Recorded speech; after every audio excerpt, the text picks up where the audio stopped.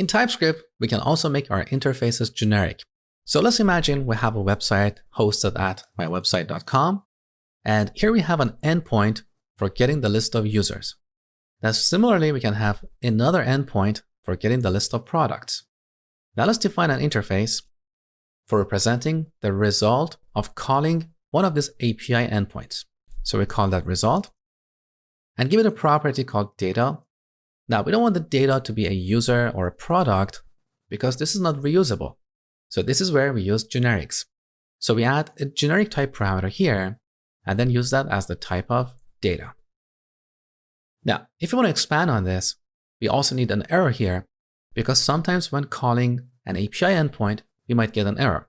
So let's add an error property, and the type of this should be a string or null because we may not necessarily get an error.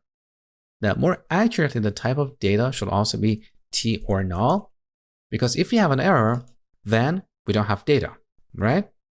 So now that we have a generic interface, let's see how we can use it.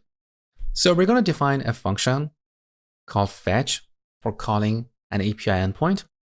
We give it a URL of type string, and we say this function should return a result of t. Now, because this function is returning a generic result, we should also add the generic type parameter right here, okay? Now, for simplicity, I'm just going to return an object with data and error set to null. We don't care about actually calling an API endpoint, okay? Now let's define two more interfaces. So one interface is going to be user. Let's say each user is going to have a username of type string. And we should also define an interface for our products. Let's say each product is going to have a title of type string. Now let's see how we can use the fetch function along with these interfaces. So we call fetch. Now, if we don't type a generic type argument and simply open parentheses, look, we get result of unknown. So the TypeScript compiler cannot infer the generic type argument for us. We have to explicitly specify it. So we say we're going to fetch a user.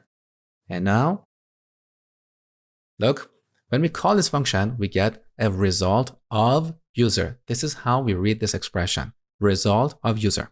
So let's pass some kind of URL. Now we get a result of user. So if we type result.data, we can see that data is a user object. So if we type result.data dot, we can see all properties of our user object. In contrast, if we fetch a product object, now data is going to be a product. So we see the title property. So this is how we can use generic interfaces. Next, we're going to talk about generic constraints.